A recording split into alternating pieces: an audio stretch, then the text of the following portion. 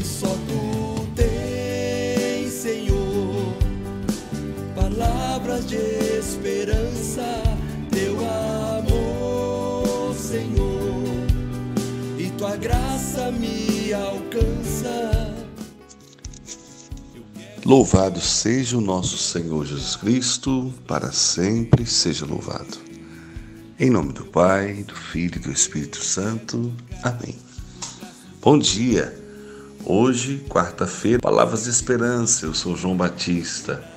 E é uma alegria imensa chegar até você nesse dia de hoje com a palavra de Colossenses, capítulo 1, dos versículos 15 ao 23. O tema é uma frase muito conhecida da canção Sacramento da Comunhão e, se eu não me engano, também de um documento do Papa São João Paulo II. Jesus, rosto divino do homem. Jesus, rosto humano de Deus. É o conteúdo assim que eu achei mais propício para dar a ele esse tema, é a leitura de hoje, porque você vai entender. Realmente uma leitura com uma riqueza extraordinária, mas muita, cheia de detalhes, de palavras que vão com certeza abrir um grande leque na nossa mente. Muita coisa que a gente ouve durante o decorrer da nossa vida, da nossa caminhada, e de repente Paulo é capaz de sintetizar isso em 8 versículos. Então é algo de forma bela, extraordinariamente bem escrito e de uma reflexão, posso dizer, teológica, muito rica. Mas nós vamos fazer uma breve reflexão de uma forma simples, mas dentro de toda a riqueza e todo o conteúdo da leitura. Espero que você compreenda tudo aquilo que a leitura traz para você e para mim nesse dia de hoje. Vamos lá. Colossenses 1, 15 a 23. Ele é a imagem de Deus invisível, o primogênito de toda a criação. Nele foram criadas todas as coisas no céu e na terra, as criaturas visíveis e as invisíveis, tronos, dominações, principados e potestades. Tudo foi criado por ele e para ele. Existe antes de todas as coisas e todas as coisas subsistem nele. Ele é a cabeça do corpo da igreja. Ele é o princípio primogênito dentre os mortos e por isso tem o primeiro lugar em todas as coisas, porque aprouve a Deus fazer habitar nele toda a plenitude. E por seu intermédio reconciliar consigo todas as criaturas por intermédio daquele que é o preço do próprio sangue, na cruz restabeleceu a paz a tudo quanto existe na terra e nos céus. Há bem pouco tempo, sendo vós alheios a Deus e inimigos pelos vossos pensamentos e obras más, eis que agora ele vos reconciliou pela morte de seu corpo humano, para que vos possais apresentar santos, imaculados e irrepreensíveis aos olhos do Pai. Para isso é necessário que permaneçais o quê? Fundados e firmes na fé, inabaláveis na esperança do Evangelho que ouvistes, que foi pregado a toda criatura que há debaixo do céu, e do qual eu, Paulo, fui constituído ministro. Palavra do Senhor, graças a Deus. Porque dele, por ele, para ele são todas as coisas. A ele a glória, a ele a glória, a ele a glória, agora e sempre. Acho que é isso mesmo a letra da música. Eu ouvi essa música poucas vezes, acho a letra dela linda. Eu sei que é um pouco arriscado cantar logo pela manhã. Como diz o meu amigo João, você é muito corajoso cantar essa hora. Né, João? Fiz um pedido ao meu amigo e ele fez a linda canção que vai aí abrir sempre as nossas mensagens aqui no nosso grupo, tá bom? Vamos lá. Porque dele, para ele, por ele, sempre são todas as coisas, a ele a glória. Jesus é o rosto divino do homem. O que isso quer dizer? É a forma belíssima de divinizar o homem, mesmo sem merecimento. Mas Deus quis assim, quis que de forma clara a sua imagem e semelhança fosse colocada no homem. E Jesus é o rosto humano de Deus, é o rosto de Deus, é a forma de Deus manifestar a sua face. Que coisa linda! Ele é a imagem de Deus invisível, é o que está no versículo 1. Que rosto tem Deus? Qual a forma de Deus? De que jeito que eu posso imaginar Deus? Olha para Jesus. Ele é o rosto humano de Deus. Ele é a forma de cada um de nós enxergarmos Deus Pai. Primogênito de toda a criação. O que isso quer dizer? O versículo 15 está no rodapé da Bíblia, diz assim: imagem, quer dizer, imagem é reflexo perfeito do Pai, primogênito, que possui sobre todas as criaturas a precedência de um primogênito entre os seus irmãos. É o primeiro por excelência, é o primeiro de todos os filhos, de todas as criaturas, é aquele que precede entre todos os irmãos. Nele foram criadas todas as coisas no céu e na terra, as criaturas visíveis e as invisíveis. Quando o Pai cria todas as coisas, que é relatado para nós em Gênesis, ali já há a unidade plena do Pai com o Filho no Espírito. Então, a Santíssima Trindade, que é esse dogma de fé da igreja, essa verdade de fé que a igreja nos ensina com tanta clareza, desde o princípio já existia. Por isso que a palavra fala para nós, e Paulo, com essa sabedoria extraordinária desse homem, já consegue escrever de forma tão clara e tão bela. Nele, Jesus, foram criadas todas as coisas no céu, na terra, as criaturas que são visíveis e as que são invisíveis aos nossos olhos. Que coisa extraordinária. Aí ele vai até citar a hierarquia, na verdade, 4 das hierarquias dos anjos: tronos, dominações, principados, potestades. São as hierarquias dos anjos que são aí submissas a Cristo. Tudo foi criado por ele e para ele. Por isso que eu cantei no início da reflexão, porque dele, por ele, para ele são todas as coisas. São todas as coisas, por Cristo, com Cristo e em Cristo. Tudo é para ele, tudo é com ele, tudo é por ele. Não tem outro caminho. Por isso que o próprio Cristo vai dizer em João: eu sou o caminho, eu sou a verdade e eu sou a vida. Não existe de forma alguma um outro caminho, porque tudo foi criado por ele, com ele e nele. Jesus está vivo, presente e real. Ele é aquele que estava desde o início, junto do Pai na criação, veio ao mundo em obediência à ordem do Pai, viveu, morreu e ressuscitou para nos salvar, para nos abrir as portas do céu, para nos conceder a graça da salvação. Ele existe antes de todas as coisas, e todas as coisas subsistem nele. Ele é a cabeça do corpo da igreja. Nós ouvimos isso com tanta força na carta de Paulo aos Efésios, né? Então isso é algo que nós já temos visto Paulo dizer e refletir, que ele é a cabeça do corpo. E quem é o corpo? É a igreja. E ele existe antes de todas as coisas, e todas as coisas subsistem nele e por causa dele. Ele é o princípio. o primogênito dentre os mortos, e por isso ele tem o primeiro lugar em todas as coisas. O que quer dizer o primogênito dentre os mortos? Tá também no rodapé da Bíblia tem a explicação. O primogênito dentre os mortos significa o primeiro que ressuscitou da morte. Foi Cristo. Antes dele ninguém havia ressuscitado. Os profetas e todos aqueles que vieram antes de Cristo aguardavam ansiosos todo o processo da salvação acontecer.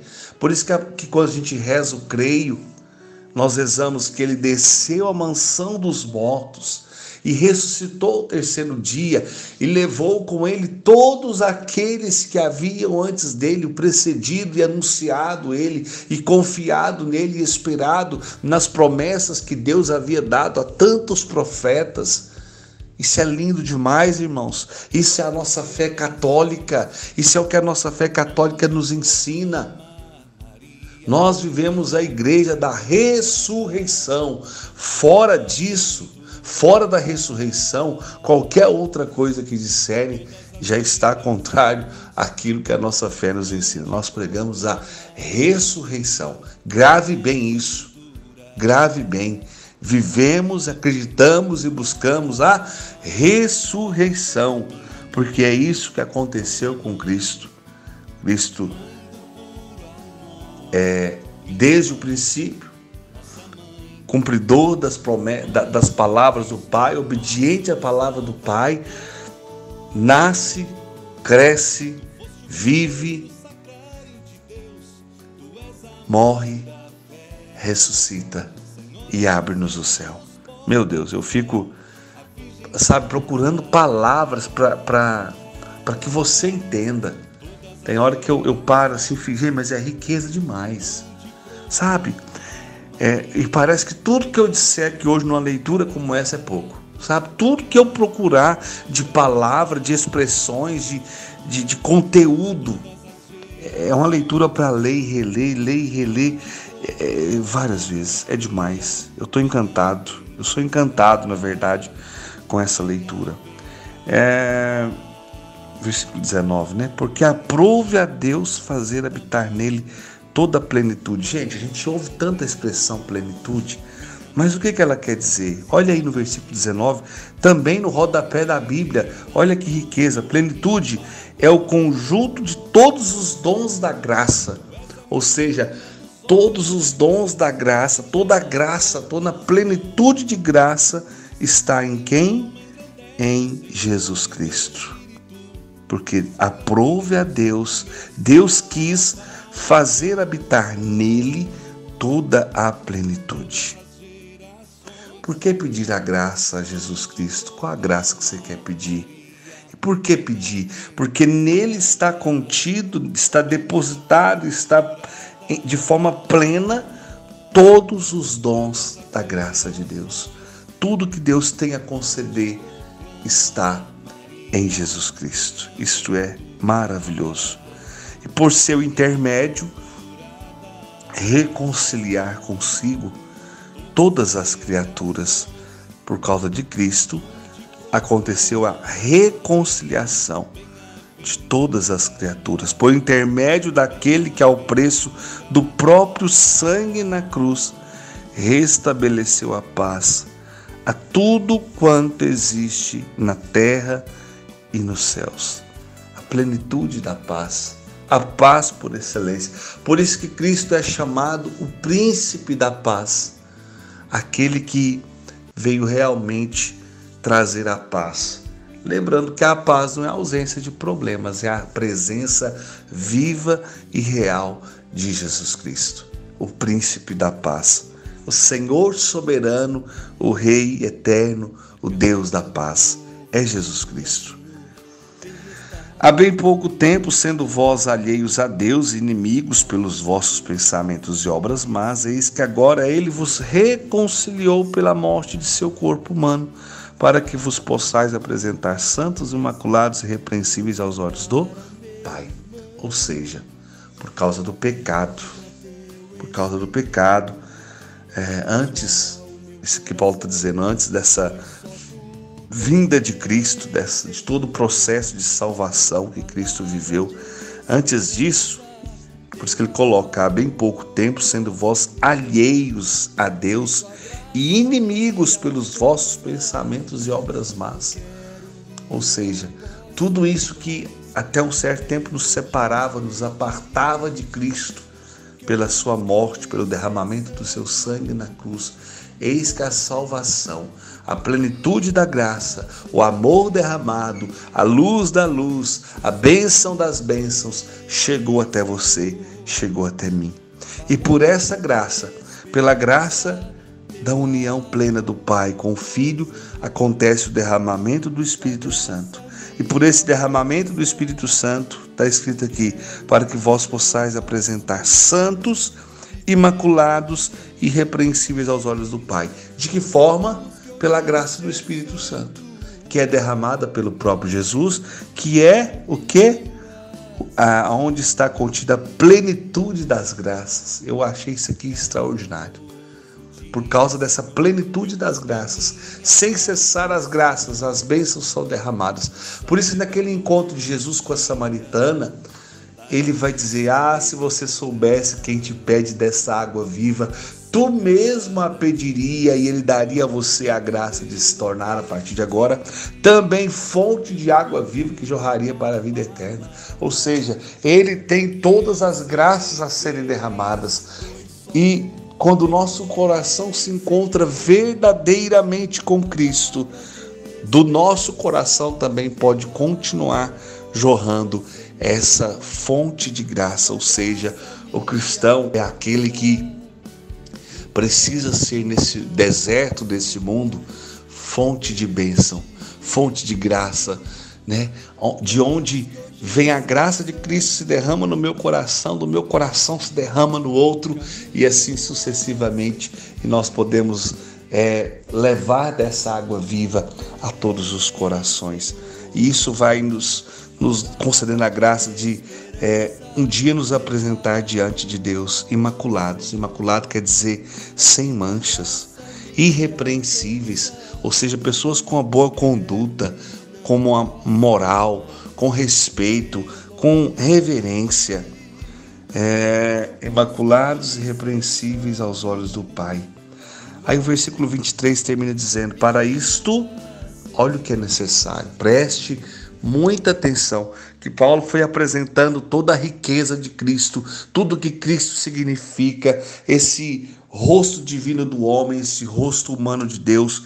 Ele vem hoje, nesse finalzinho, dizer para você o que é necessário para que nós possamos beber dessa fonte, receber da plenitude da graça, vivenciar tudo isso que ele escreveu nesses versículos anteriores.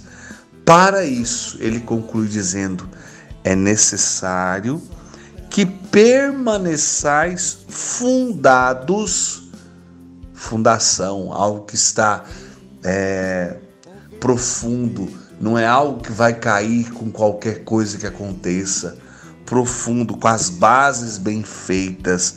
Permaneçais fundados e firmes na fé. Primeira coisa é o quê? Permanecer fundado e firme na fé. Segundo, inabaláveis na esperança do Evangelho. Ou seja, que nada te abale, que nada te roube a paz, que nada te roube a segurança. Ou seja, inabaláveis, que não vai balançar, que vai continuar firme.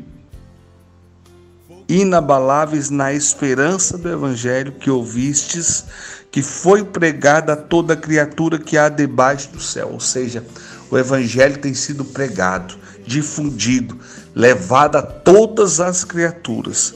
E Paulo vai concluir dizendo: e do qual eu, Paulo, fui constituído ministro. Ou seja, estou a serviço do Evangelho. Irmãos, os dois grandes segredos que o Paulo nos apresenta para permanecermos perseverantes em Cristo é permanecer fundado e firme na fé e inabalável na esperança do Evangelho. podemos dizer que essa seria a frase que conclui de forma muito bonita toda essa riqueza que nós ouvimos na leitura de hoje. O grande segredo da leitura de hoje para nós, quiser até escrever no seu diário espiritual aí, a gente pode, eu não falo, né, mas eu gosto sempre, eu tenho aqui o meu caderninho, onde eu gosto de anotar aquilo que mais me chamou a atenção. E essa frase aí hoje pode ser o centro da leitura, né? Além de tanta riqueza que a leitura já tem, mas aqui pode estar o grande segredo para que você e eu possamos continuar firmes em Deus. É necessário que permaneçais fundados e firmes na fé, inabaláveis na esperança do Evangelho. Inabaláveis. Que nada nos abale, que nada abale a nossa fé. Pai amado e querido, como é bom saber que Tu és o rosto divino do homem e ao mesmo tempo é o rosto humano de Deus. Como é bom ouvir, Senhor meu Deus, que é preciso permanecer firmes na fé, fundados na fé e inabaláveis na esperança do Evangelho. Como é bom, Senhor, saber que toda essa preciosidade dessa leitura, Paulo escreve ao povo de Colossos, mas essa palavra é atualizada pela graça do Espírito Santo, hoje no meu coração e no coração de cada irmão que acompanha essa reflexão. Senhor Jesus, pedimos que o Teu Espírito Santo, eu peço que o Teu Espírito Santo venha dar clareza à minha mente, ao meu coração e ao coração de cada irmão que reza comigo nesse dia de hoje. Que essa palavra venha dar norte, venha dar rumo, venha dar direcionamento. Que essa palavra, Senhor, venha esclarecer aos nossos corações, arrancar o véu, arrancar as escamas que muitas das vezes nos cega, arrancar aquilo que está obstruindo os nossos ouvidos, quebrar as muralhas que muitas das vezes impede que a palavra chegue ao nosso coração.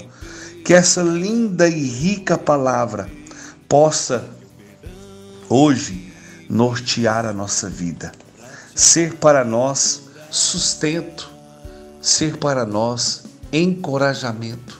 Que essa palavra, meu Senhor e meu Deus, venha ao nosso encontro, renovar a nossa fé, o nosso ânimo, a nossa alegria e a nossa esperança. Louvado seja o nosso Senhor Jesus Cristo, para sempre seja louvado. Em nome do Pai, do Filho e do Espírito Santo. Amém. Irmãos, não sou nenhum teólogo, tá? Eu sou apenas um servo que ama a palavra e que quer trazer a você uma reflexão de uma forma simples para que você entenda aquilo que Deus quer falar contigo. Por isso, às vezes, a gente, por mais que eu tente expressar toda a riqueza da palavra, às vezes eu não consigo. Mas eu espero que com todo o amor, a palavra que hoje foi pregada chegue ao seu coração e te faça uma pessoa melhor, mais apaixonada por Cristo. E que você busque em Cristo, que é o doador de todas as graças, a graça que o seu coração tanto necessita. Que a palavra de hoje seja cura para muitos corações. Sede santos, como Deus é santo. Bom dia. Pois só Tu tens, Senhor, palavras de esperança, Teu amor, Senhor, e Tua graça me alcança.